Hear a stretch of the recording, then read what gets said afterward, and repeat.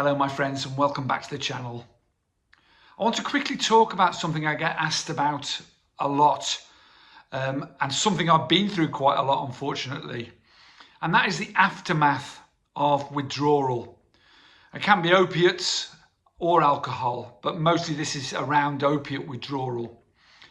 It's about those first very difficult days, weeks, months, even the first year after you've withdrawn from the substance, and how you manage that and how you get through it and what you can expect to feel and what it takes to make that feeling better, if you like.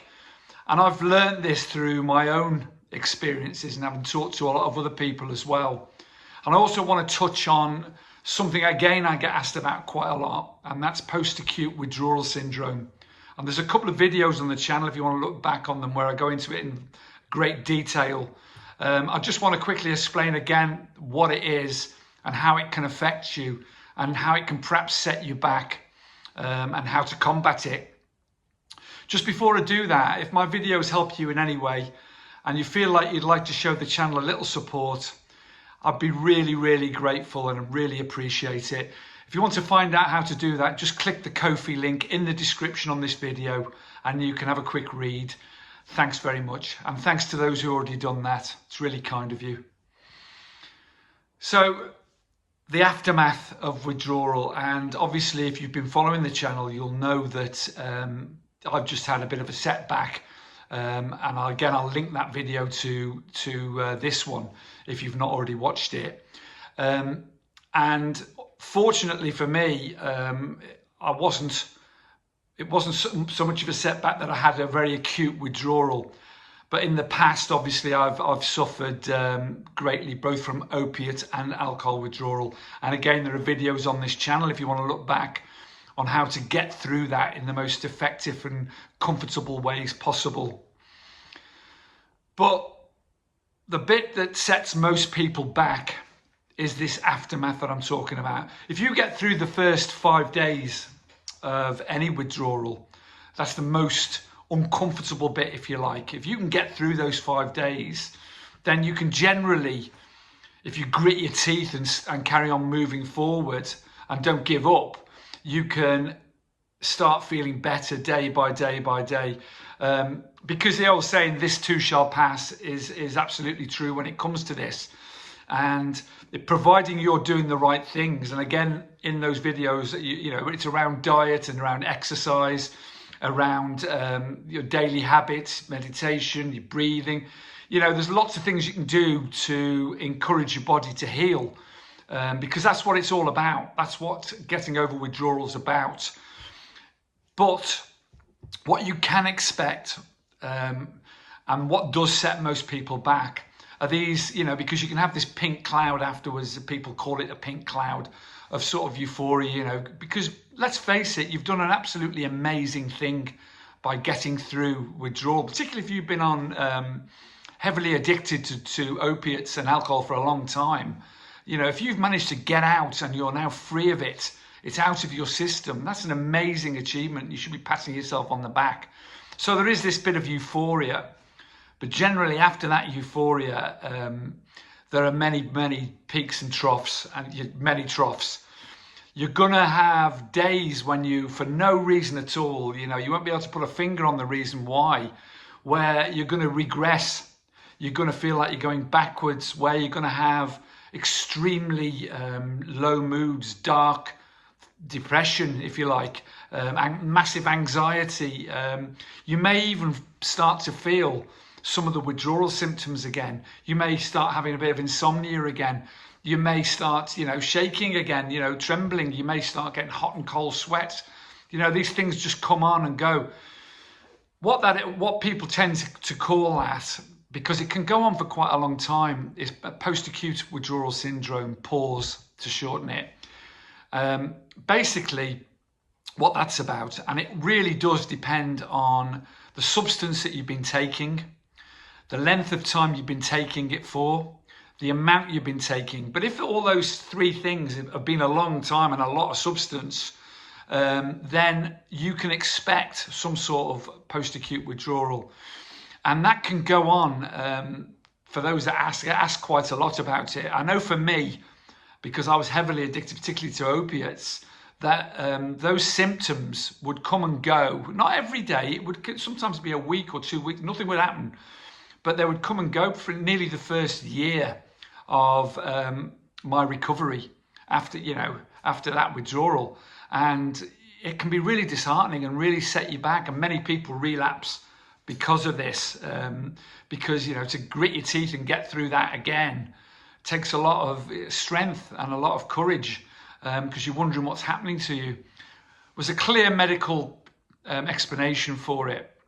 Basically, if you look back at those videos in detail, but I'll just give you a quick explanation now. If you can imagine that, particularly with opiates, that all the chemicals that are released in your brain and your gut and everywhere else have been stopped, basically, because the opiates have sat on receptors, have stopped the production of things like the feel-good chemicals, the dopamines, the serotonin, the oxytocin, endorphins. If it's affected your adrenal glands, stopped them working properly.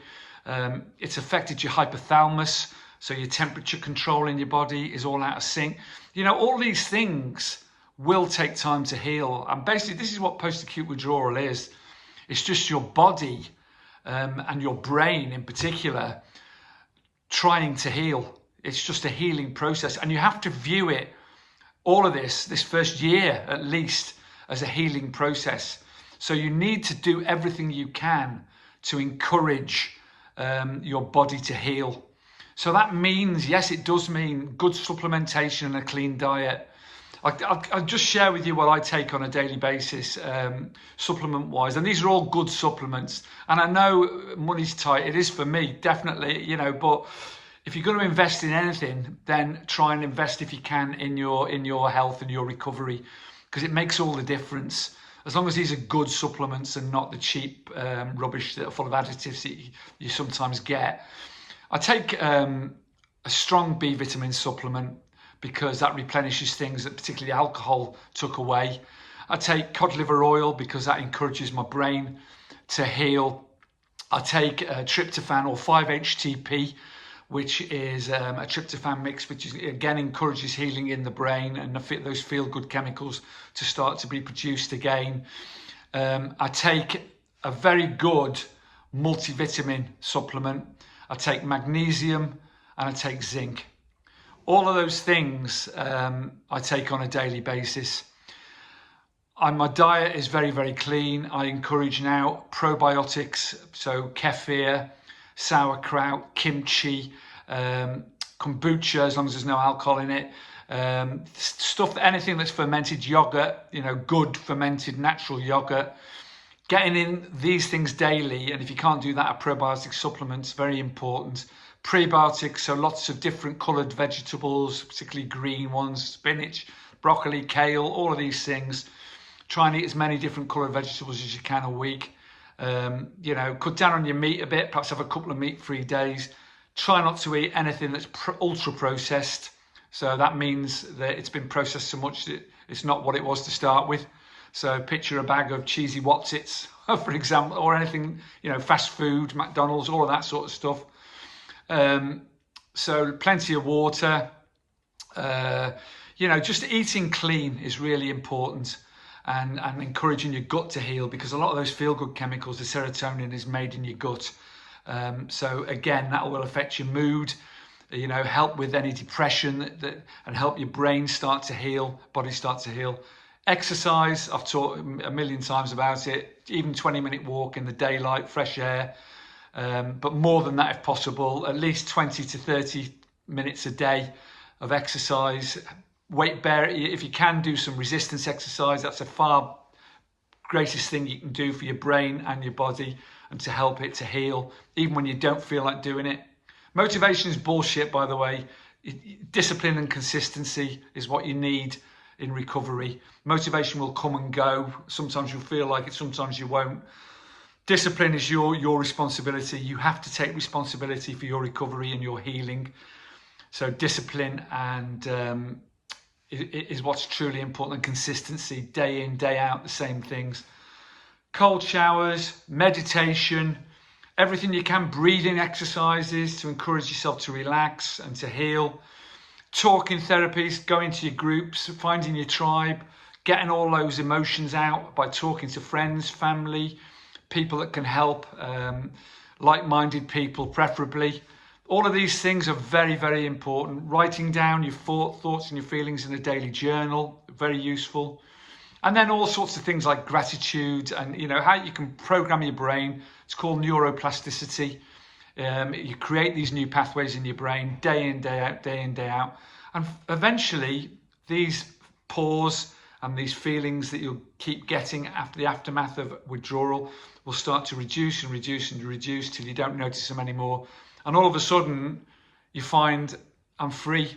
You know, I'm not feeling this anymore. There might be the odd occasion it might come back. This thing is like, you know, it can sometimes flash back, yeah, you know, but just carry on doing the same things and it just disappear again. But I would encourage you to take responsibility for your own healing and don't be set back by these thoughts and feelings and that will come back, particularly if you've been heavily addicted to a substance. It's a long old process. It doesn't happen overnight, but it will happen as long as you keep up your fighting and keep moving forwards and keep getting back up off the floor, you know, and learn from your mistakes. Failure is not a bad thing. You know, you have to fail to progress. It's you know, people look at failure as a bad thing. I look at it as just a learning process, but I just don't give up. I just keep trying, and you should do the same. So I hope that's been helpful for you if you're struggling at the moment. Please support the channel on the Ko-fi link in the description. Carpe diem, my friends. Stay strong, stay sober. Have a great day. Bye-bye.